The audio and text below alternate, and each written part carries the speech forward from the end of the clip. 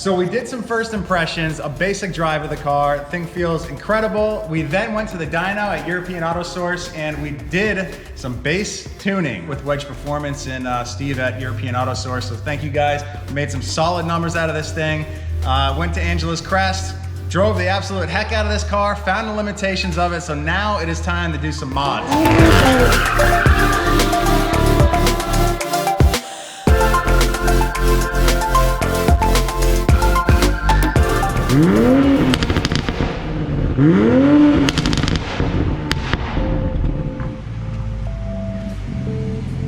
All right, well, it's time for our first legit ass mod on this car. We're gonna put the downpipe on. All right, this is the VRSF downpipe for the new Supra. High flow, and in the Supras, the catalytic is actually built into the downpipe, so it's very restrictive as a turbo car. Woo! Yo, this thing looks legit. Damn. Yo, that thing's really nice, dude. Look at this thing. Sick. Well, I'm pretty sure that's gonna open it up. If you guys are looking for a legit ass downpipe for your new Supra, check out VRSF. This thing is super nice, all TIG welded, handmade. We'll see how it fits up in a second.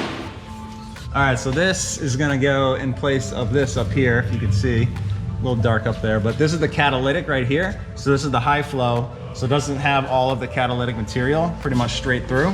Can you see through it? Oh yeah, no cat. There's two O2 sensors, one straight off the turbo and the other one in the catalytic. So we gotta get those in.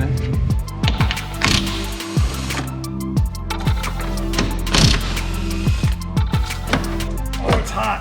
It's still hot. Oh, it's burning me. Oh my God, that catalytic stays hot as shit.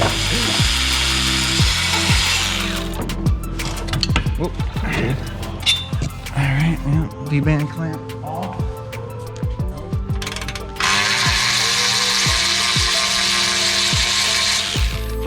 There it is. All right, so the thing wants to come out now. We just got it hung up on the O2 sensors. So we'll disconnect those and she'll pop right out. That catalytic holds some heat, dude. I can't believe how hot it still is. Oh, that was easy. That one's got a little tension on it. All right, it's all good. Hold on. Oh, it's hot. There she is. Stock caddy. All right. Yo, look at that thing, dude. Straight off the turbo like that. I can't, this thing's gonna spool like insane now. It already spools ridiculous. This should open it up so much. Oh, wow. It's not a ton weight difference, like this isn't about weight savings, but yeah. you know, how much bigger this is too. Mm-hmm. Definitely gonna get a lot more flow. Oh yeah. All right. Well, should we start it up? Oh yeah.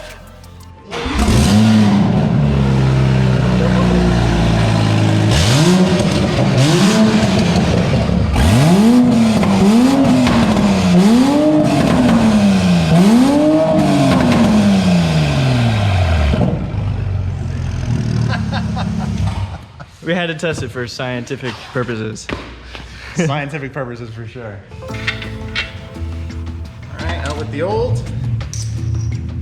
in with the new. Somebody flexing out there? All right.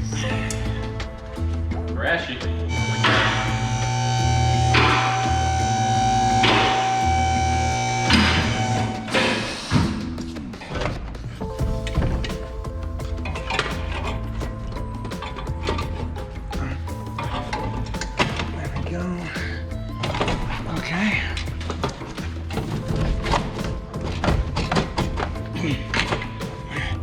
Feels like it started.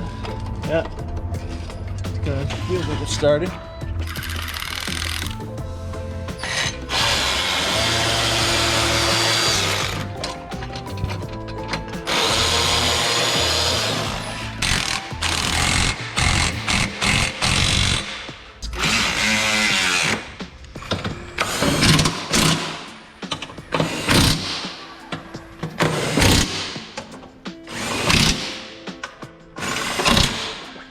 All done? Downpipe, dude.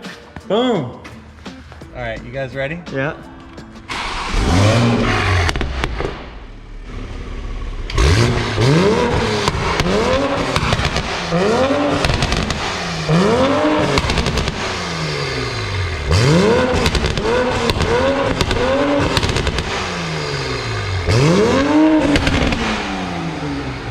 Yo, that did a lot. That thing sounds awesome. That did something. Yo, I can't wait to drive this thing now. Holy shit. Whoa. Next up, AEM intake, rotiform wheels, some Nitto tires, and then a race gas tune. All right, we're doing more Supra stuff today. The boys from Rotiform are here, and they got some fresh wheels for the new A90 Supra. How many guys does it take to deliver a set of wheels? All of them. Yo, what's up with this car though, dude? How many oddball old German cars do you own that are? It's a sickness. This thing looks sick though. I can't believe you drove this up for the delivery vehicle. How was the ride? It really makes you appreciate modern machinery. I can imagine. Dang. Dude, I'm freaking pumped. These going on this ASAP. Woo! That's what I'm talking about right there. Here's the specs if you guys are wondering what it is. 1910s, bolt patterns 5x112, 20 plus 25 offset because we are running stock fenders currently. First thing we're gonna do is add some Nitto NT01s, and these are the 100 tread wear kind of race tires. So it takes a little bit of work to get some heat into these things so your grip level is at its maximum temperature. It's a 285/35/19. So these are gonna add obviously a lot of tread width from the 275 that's currently on the car. And there's a little bit more meat on the sidewall too. So that's gonna work good. These are gonna be our drift tires. We're gonna do the NT555 G2s, which are 275/19. So I'm gonna mount these actually on the stock wheels that are currently in the car for the drifting purposes, of course. Whereas we're gonna cruise the NT01s as kind of the main set of tires that are gonna be mounted on these brand new Rotiform LSRs. So these are a 1910 all around, plus 25 offset because we're obviously stock fenders and everything. So they're gonna fit well. And then coupled with the BC Racing coilovers, we're gonna get a way better stance on this car, be able to level it out a little bit more and bring it to the ground, lower center of gravity, more grip, more wheel, better suspension, freaking pumped. The first thing that we are gonna do today is the new AEM intake kit for the Supra. So huge thank you to Chris over at AEM. He gave us, this is literally the first production kit that came off the line. And he brought it over because he knew that we're gonna head back to the dyno after some modifications done to the car. So big thank you to him. Very simple. It's pretty plug and play. This is the installation instructions here. You literally need 2 sets of tools, that's it. Bolt the filter in here, bolt the cap on here. You put the mass airflow sensor, which I've already done, in here. This is the heat shield that gets bolted onto the side. The removal of the OEM one, which I'm gonna show you in a second here, basically just a hose clamp, and then it's all rubber grommet mounted, so you just pull it right out. You snap this one back into place, tighten up a couple clamps, bing, bang, boom, you're done. So easy. Let's knock this baby out. So on the Supra, it's pretty cool. You do a double pull on the handle to pop the hood, and there's no fumbling around underneath. It just lift it right up. It's on shocks, so the thing holds up. It's very nice, very nice. So this is a stock intake. It's got a lot of mufflers in it, so to help keep the turbo a little quiet, which as a tuner or a motorsport enthusiast, I don't like that. We're gonna take this out, replace it with the AEM intake, and it should open up a ton of room in here to work if you want to. The turbo's right underneath here.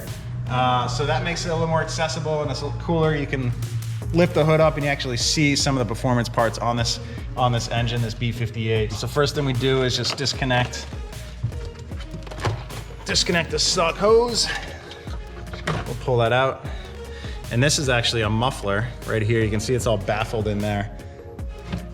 And then this is on grommets, It's literally just pull that right out, that entire box. So the filter just slides in here and sits like that, and then it gets. That's pretty sick. Clock this the right way. Hold on, let me look at the installation. So just like that.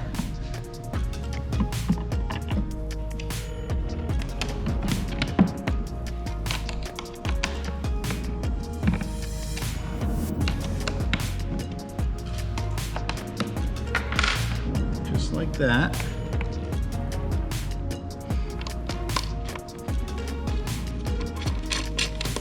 I really like how AM is doing these boxes now. So it's like a higher flow kind of stock style box setup. So the filter is a lot more breathable, and it's in a box that's been engineered to work with the factory inlet, because a lot of the cars in the front of the bumpers now have an intake direct inlet to help get the air into the intake. So they're keeping that kind of as factory as possible by also utilizing their expertise to open up airflow and get more to the turbos, because the turbo cars are very reliant on trying to get air into the turbo to build the boost pressure. So if you restrict it, you're going to lose a lot of the horsepower that you would otherwise normally have. Drop this bad boy in. I like how it looks pretty factory. It does. It looks sick. And it opens up all this room right here. Like, that dope that is, dude. Not that you want to have to do a bunch of maintenance, but it's just Easy access. It's just, I think it's cool because it shows part of the performance of the engine, because you have so much stuff covering everything, you know? And then definitely don't forget to plug in the mass airflow sensor. Is that it? And that's it, dude. Wow. All right, we'll fire it up. Just make sure that It makes all the right noises. it makes the right noises, and there's no lights on the dashboard.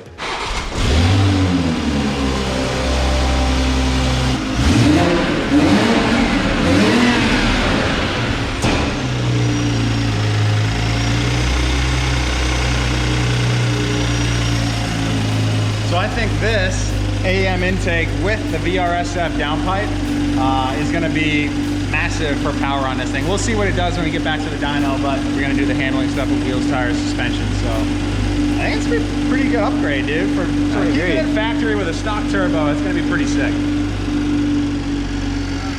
What's next? Yeah, what is next? Let's get into suspension. Suspension's next for sure. We'll get the BC Racing coils on this thing, and then we'll mount up some Natos on the rotiforms, and be styling, man.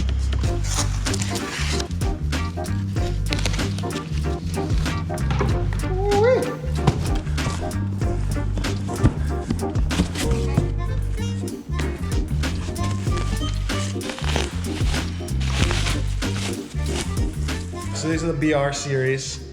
These are single adjustable, and they also have obviously double and triple adjustable shocks with like independent rebound and compression. They're extremely good baseline. They work very well, and you can only go up from there. Already comes with proper spring rates based on factory weight. Add the height that you want for the chassis, take it from there. And then you can just play with the clickers. These should be 16-way adjustable, front and rear. So we'll dial it in. We'll probably leave them right in the middle, feel it out, and decide which way we want to go, and probably just make a small adjustments, nothing crazy.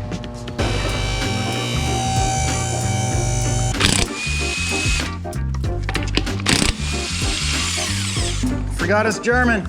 There's no wheel studs. I'm like, why is this wheel falling off?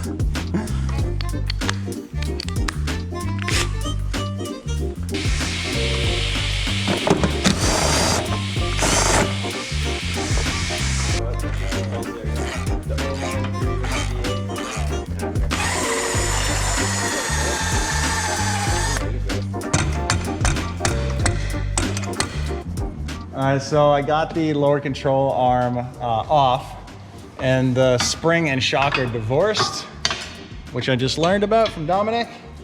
So the spring is gonna be separate from the shock, which what I'm used to is obviously the spring and shock, or the spring and shock being all together.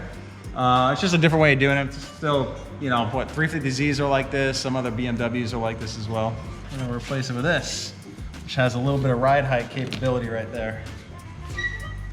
Okay. There we go.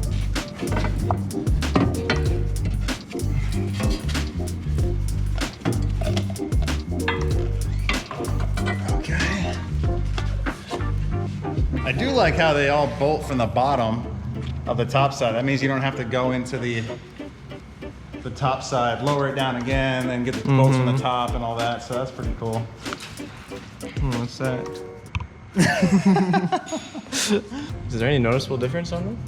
Obviously, well, just the adjustment knob is up top here. This does not have the shock sensor on it. Looks like built into it. Is that poly? So yeah, poly bushing. Better bushing up top on the BC Racing one.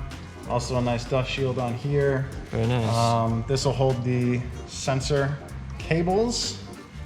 That's pretty much about it. Solid upgrade. Pretty solid drop-in replacement.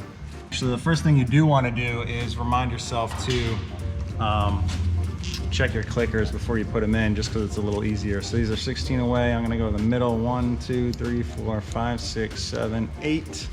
So we'll start there. There we go.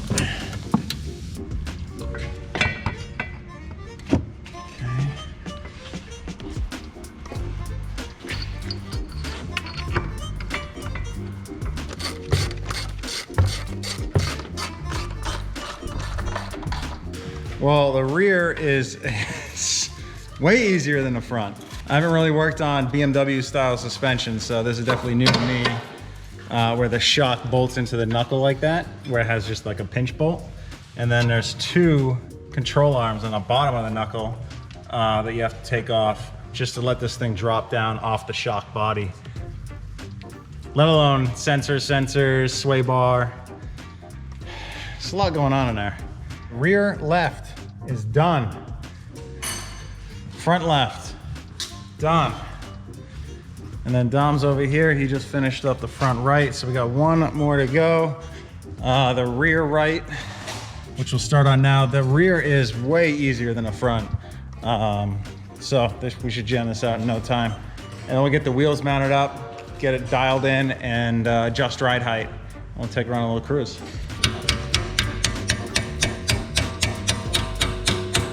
Dom's got the spring fully adjusted to the bottom so that it's at its lowest point possible, and then we can still adjust the shock a little bit. So we'll kind of see where it sits as is. The fronts are super low already, measuring them against the stock shock. So we probably don't want to even go much lower than where we're at now, because that thing might be close to tucking some tire. We'll find out here in a little bit. Coilovers are done, baby. The BCs are on. Dominic has them adjusted height-wise. We're gonna see where it ends up when we get the wheels and tires on, so let's get that started.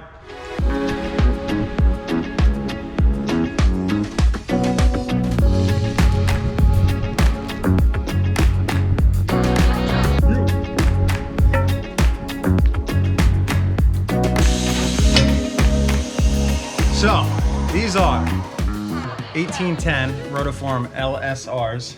Plus 25 offset, and these are gonna hold some 285 Nitto NT01s. Should be pretty sick setup. Offset, we might want a spacer like a couple mil out. We'll see where they sit. I don't know how the bump steer is on the Supra, so we'll just have to get them on there before we make any final adjustments. So if you guys are like me and you've never seen one of these tire sensors, the TPMS stock tire sensor deal, this is it. And it just kind of sits in here just like that. Slides over the top.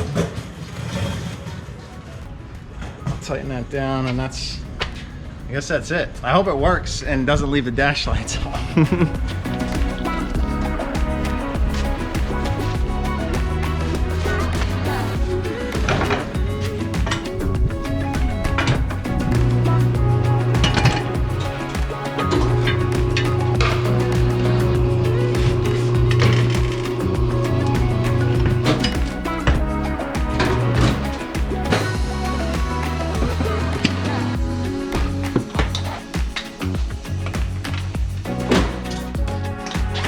They're a little beefy on here. Yeah.